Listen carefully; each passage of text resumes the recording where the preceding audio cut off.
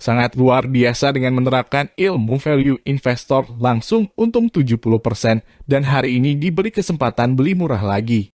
Selamat pagi teman-teman investor, mari kita mendengar dan belajar nasihat Lo Keng Hong dan kita terapkan ilmunya untuk memilih saham.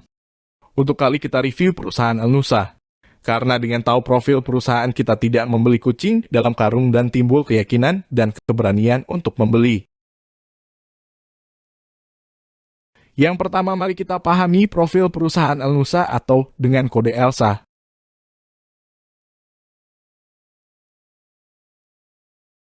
Satu, perusahaan Al-Nusa ini merupakan perusahaan dengan fokus pendapatan terbesar adalah logistik BBM di wilayah Indonesia bisa kita lihat dan buktikan di laporan keuangannya. Dua, perusahaan Al-Nusa merupakan anak perusahaan Pertamina yang merupakan market leader penyedia BBM di Indonesia. Tiga, dana karyawan Pertamina ditempatkan di sini jadi perusahaan ini akan selalu digunakan jasanya oleh Pertamina. Perusahaan Al-Nusa sudah 52 tahun berdiri dan belum pernah mengalami kebangkrutan, histri atau spionnya sudah terbukti. Oke kawan-kawan, kita lihat profil perusahaan di official videonya, let's go. Tahap yang kedua adalah pahami fundamental perusahaan. Ini wajib kita tahu untuk keyakinan pada saat harga saham turun kita tidak goyah. Saham disebut juga equity bond, itu adalah prinsip dasar saham yaitu equity. Tak kunci yang harus kita lihat dahulu adalah ekuitasnya, maka akan tahu berapa PBV-nya. Valuasi perusahaan Al-Nusa-nya adalah 0,5 kali, dan apabila kita zoom out secara 10 tahun ini merupakan rata-rata valuasi murah ELSA. Jika kita lihat di pertumbuhan penjualan, maka perusahaan ini selalu bertumbuh. Rata-rata 5 tahun tumbuh 15%. Tumbuh double digit. Luar biasa kan? Karena perusahaan ini merupakan logistik BBM utama dan tidak ada perusahaan lain yang bergerak pada bidang yang sama. Tahap yang ketiga yaitu harus pahami kinerja perusahaan minimal 5 tahun. Coba kita dengarkan nasihat Pak Lo Keng Hong. Do not take yearly result too seriously. Instead, focus on 4 or 5 years averages. Average. Wisdom ini sangat benar sekali, ya. Terutama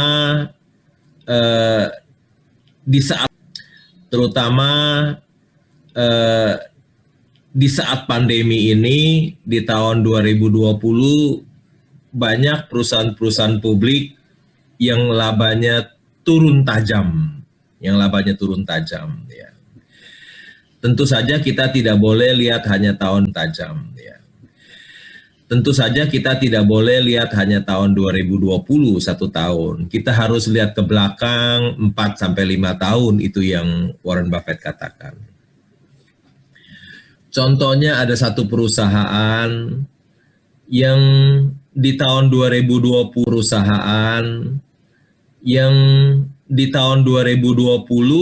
labanya menurun 99,7%. Labanya menurun 99,7%. Tetapi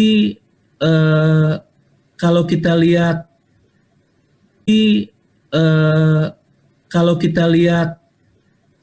perusahaannya 5 tahun ke belakang, maka labanya meningkat terus, bertumbuh, growing dari 300 miliar menjadi 400 miliar, menjadi 500 miliar, menjadi 600 miliar, menjadi 700 miliar, menjadi 500 miliar, menjadi 600 miliar, menjadi 700 miliar. Tapi di tahun 2020 karena ada pandemi, labanya menurun 99,7%. Harga sahamnya pun jatuh karena menurun 99, jadi sangat murah sekali. Tetapi 99, jadi sangat murah sekali. Tetapi yang saya lakukan seperti yang Warren Buffett katakan, saya nggak lihat yang 1 tahun itu, yang tahun 2020, saya lihat yang 4 tahun ke belakang, 5 tahun, terus bertumbuh dari 300 miliar, 400 miliar, 500. 4 tahun ke belakang, 5 tahun, terus bertumbuh dari 300 miliar, 400 miliar, 500 miliar, 600, 700 miliar. Dan saya terus membeli, perusahaan itu saya beli. Karena saya yakin di tahun 2021 akan balik recover, akan turn around, balik lagi seperti kinerjanya tahun 2000, akan balik recover, akan turn around, balik lagi seperti kinerjanya tahun 2019. Begitu kira-kira nasihat dari Warren Buffett. Jangan hanya lihat 1 tahun, lihatlah 4 atau 5 tahun ke belakang seperti apa kinerjanya, atau 5 tahun ke belakang seperti apa kinerjanya. Kalau kita lihat 5 tahun kinerja terus bertumbuh, pasti di tahun 2021 akan balik seperti tahun 2019. Maka saya terus membeli. Ya, demikian Pak nasihat dari wisdom dari Warren Buffett, membeli. Ya, demikian Pak nasihat dari wisdom dari Warren Buffett yang Kita lihat di laporan keuangan Elsa. 2021 laba bersih menurun. Kenapa menurun? Karena ada PPKM mengakibatkan konsumsi BBM turun, berdampak juga pada logistiknya, yaitu Nusa. Coba kita dengar Pak Lo Keng Hong. The best thing that happened to us is when a great company gets into temporary trouble. Yang terbaik itu ketika ada perusahaan yang hebat, tetapi dia ada kesulitan sementara. Bukan kesulitan permanen, ya, bukan kesulitan permanen sementara. Contohnya apa? Contohnya menurut saya ketika Warren Buffett membeli saham Bank of America. Ya, di tahun 2008 itu ada krisis subprime market, bank-bank pada kekurangan modal, dia punya kesulitan tetapi bukan permanen tapi sementara, dan Warren Buffett membeli Bank of America itu, dan untungnya luar biasa besar sekali ya. Karena Bank of America itu mengalami kesulitan sementara ya, dan dia mendapatkan keuntungan yang besar. Kalau contoh di Indonesia apa ya yang kesulitan sementara, kesulitannya hilang, langsung harga sahamnya terbang lagi, mungkin banyak. Saham yang pernah Pak Lo beli Pak, kayak United Tractor, MBAI. Ya, seperti United Tractor juga memiliki kesulitan temporary trouble, temporary bukan permanen ya. PT Timah yang saya beli juga temporary trouble ketika harga jual timahnya lebih murah dari harga pokoknya ya. Temporary trouble. Jadi ketika harga jual timah lebih murah dari harga pokoknya, maka dia temporary trouble. Tapi ketika harga komoditas timahnya naik, harga sahamnya gila-gilaan sampai dari 285, 290 naik ke 38.000. Temporary trouble. Begitu juga ketika saya membeli saham Java Confit, Pan, Multibleader ya, ketika ada flu burung, harga sahamnya luar biasa murah dan saya membelinya. It is a temporary trouble, membelinya, dan setelah problemnya selesai, harga ayam naik, harga semuanya, keuntungan besar, harga saham pun naik gila-gilaan. Ya, memang yang the best things that happen to us is when great company gets into temporary trouble. Seperti kata Pak Lo Keng Hong, jangan cuma lihat laba bersihnya saja. Lihat arus kasnya. Ada arus kas dari operasi. Ada arus kas dari investasi. Ada arus kas dari finansial. Kita fokus pada operasi Nusa tiap kuartal aman. Dan tiap tahun juga aman. Coba kita dengar nasihat Pak Lo Keng Hong. Kalau memanipulasi, ya kita gampang deteksi kalau kita lihat dari laporan keuangan. Ada yang aneh-aneh misalnya. Cuman saya nggak mau sebut aja, nggak enak nanti. Banyak yang aneh-aneh. Kita kan lihat laporan keuangan kan bukan setahun, tapi kan kita lihat laporan keuangan kan 5 tahun ke belakang di annual report. Jadi tentu saja kita akan tidak bisa terjebak. Dia mau bikin jebakan apapun nggak bisa. Dia mau bikin jebakan apapun nggak bisa karena kita kan lihat labanya. Labanya berapa nih? Terus kalau kita lihat labanya berapa, eh, asalnya dari mana? Dari operasi atau dari kenaikan investasi atau apa? Revaluasi macam-macam. Ya kita buang semua. Yang kita lihat hanya laba operasi saja. Ya ada perusahaan-perusahaan yang keuntungan investasi, keuntungan revaluasi macam-macam. Ya kita buang semua. Jadi kita membaca laporan itulah, kita membaca laporan keuangan yang yang teliti. Kita bisa tahu misalnya ada satu perusahaan yang dia punya stok, dia punya persediaan sampai triliunan. Wah, itu kita udah tahu pasti bohong. Kenapa? Nggak mungkin stok. Kenapa? Nggak mungkin stok dia itu bisa triliunan gitu. Pasti barangnya busuk semua. Cuman saya nggak sebut perusahaan apa. Jadi kalau kita dengan teliti membaca laporan keuangan setiap posnya, tentu kita tidak bisa terjebak dengan value trap itu, nggak bisa. Ya. Yang terjebak itu adalah orang-orang yang tidak mau baca laporan keuangan dan annual report. Demikian Pak Lukas. Tahap yang keempat adalah kapan kita membeli saham. Sebelum kita terapkan di Elsa, kita dengar nasihat Pak Loken Hong dahulu. Kita membeli saham pada saat murah, kita zoom out dulu secara 20 tahun saham Nusa selalu naik dan turun. Kapan kita membeli?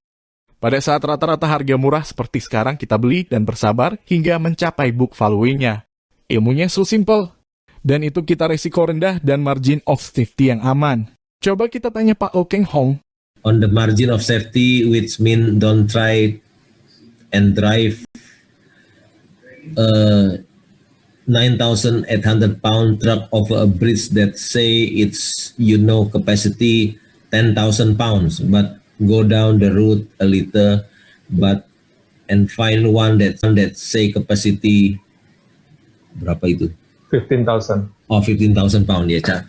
Artinya kalau kita punya mobil itu jangan naik jembatan yang hampir pas-pasan, takut jembatannya rubuh ya.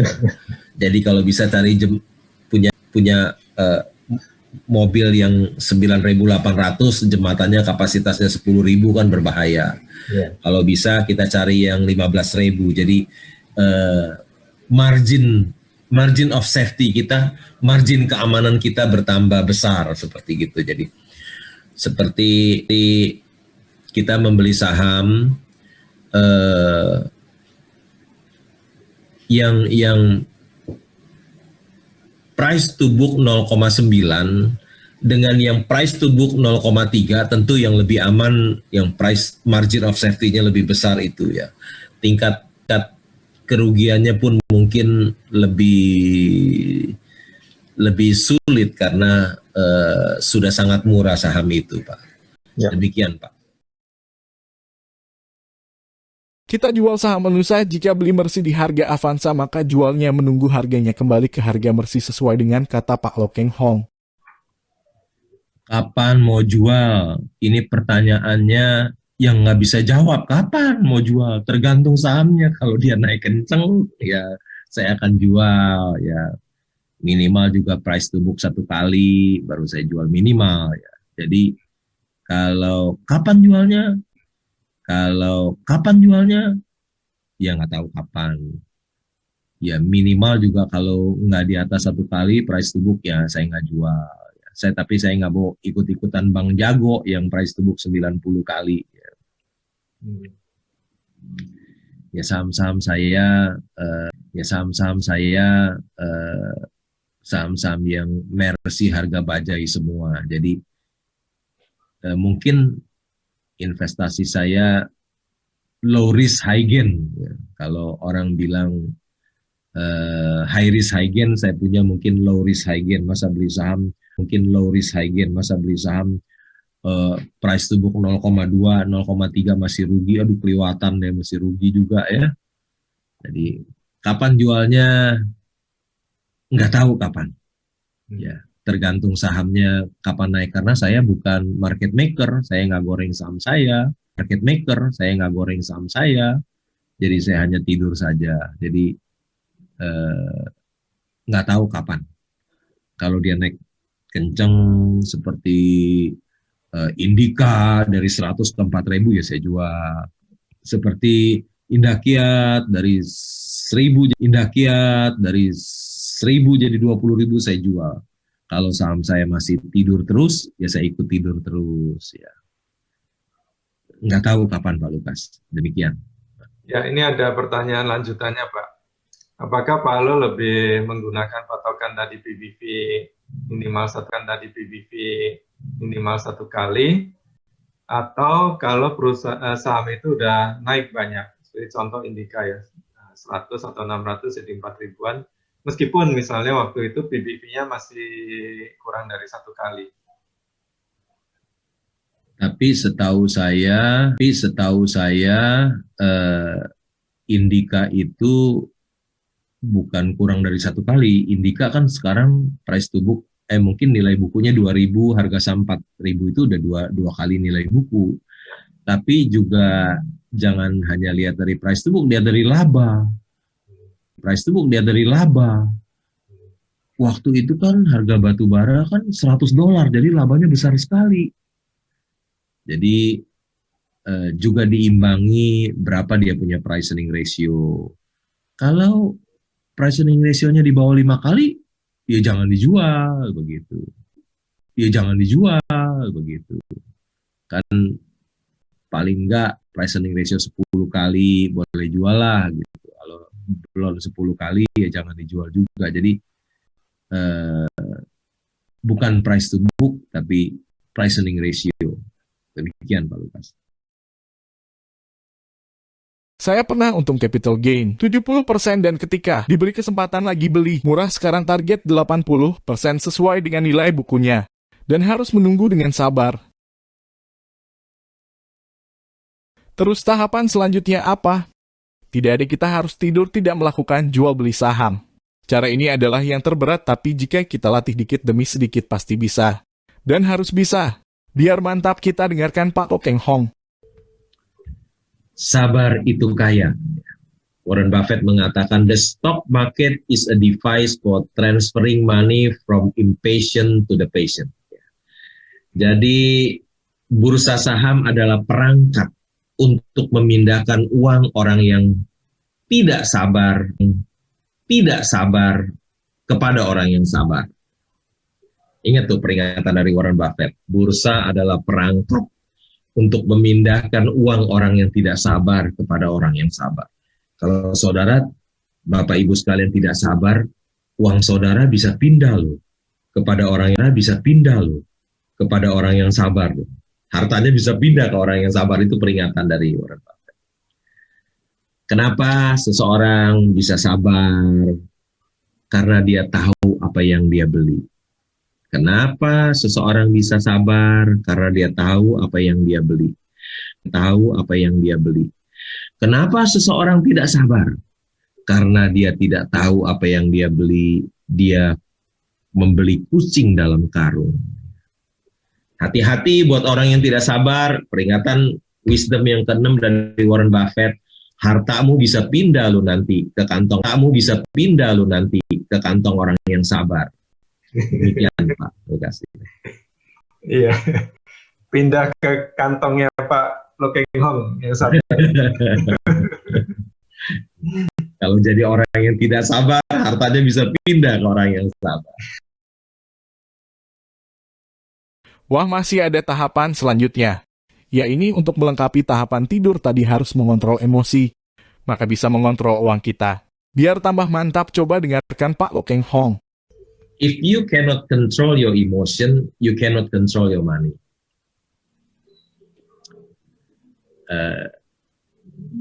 Seperti orang yang tidak sabar itu ya. Ini mirip-mirip. Dia tidak sabar, dia nggak bisa kontrol emosinya. Kalau menurut saya, bagaimana kita bisa mengontrol emosi kita? sehingga kita juga bisa mengontrol uang kita. Menurut saya, kita bisa mengontrol emosi kita ketika kita tahu apa yang kita beli. Ketika kita tahu apa yang kita beli, sehingga kita bisa mengontrol emosi kita. Tapi kalau kita tidak tahu apa yang kita beli, maka kita tidak bisa mengontrol emosi kita. Jadi kita harus tahu apa yang kita beli. Kalau kita membeli kucing dalam karung, tentu saja kita nggak bisa mengontrol emosi kita. Kalau kita nggak bisa mengontrol emosi kita, kita juga nggak bisa mengontrol uang kita. Masih juga tahapan berikutnya. Ini untuk melipat gandakan kekuatan kontrol emosi kita. Kita harus tidak mendengarkan ramalan saham. Karena kita sudah yakin dan meyakinkan diri kita waktu sebelum membeli. Dan kita harus bertanggung jawab dengan pendirian kita. Coba kita dengarkan market forecaster, pendirian kita akan goyah. Kita terapkan seni ilmu bersikap bodoh amat dan dengarkan Pak Lo Keng Hong biar tambah kuat. Market forecaster will fill your ear, but will never fill your wallet. Market forecaster itu will never fill your wallet, tidak akan mengisi dompetmu.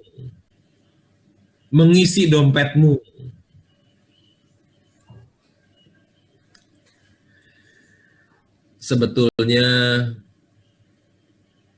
menurut saya hari esok itu misteri. Hari esok itu misteri dan tidak ada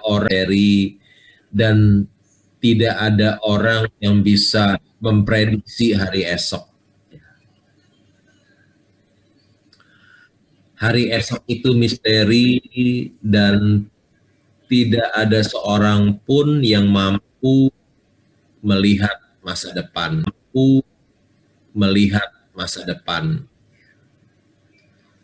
Saya tidak percaya dia bisa punya kemampuan untuk meramal masa depan.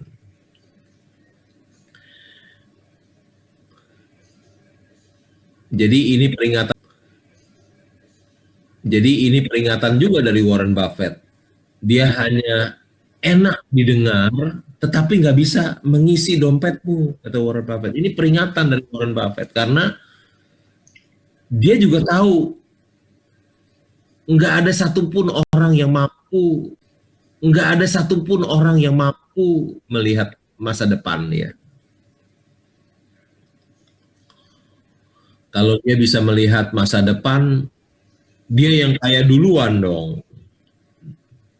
Dia yang kaya duluan. Ya.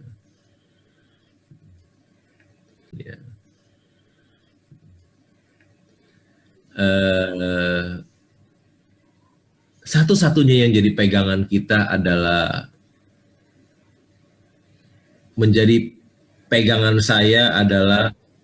saya membeli perusahaan yang salah harga atau value. Saya membeli Mercy seharga Avanza dan saya siap menyimpan saham itu sampai dia kembali ke harga Mercy baru saya jual. Itu satu-satunya jadi pegangan saya. Karena saya juga nggak bisa tahu apa yang terjadi di masa yang akan datang, seperti forecaster itu. Dia juga sebetulnya secara jujur dia juga nggak tahu, cuma sembarangan ngomong aja. Kalau dia tahu, kan dia jadi orang yang kaya duluan. Jadi menurut saya jangan dengar para market forecaster itu, jangan didengar. Ini peringatan dari Warren Buffett. Dia hanya enak didengar, tetapi tidak bisa membuat dompetmu jadi berisi, kata Warren Buffett.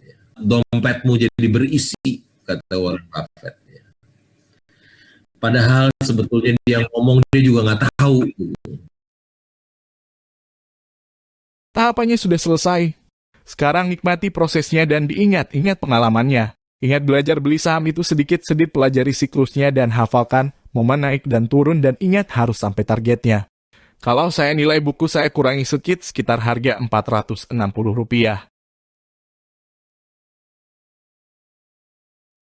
Untuk proses bertumbuhnya sampai target, akan saya sharing selanjutnya.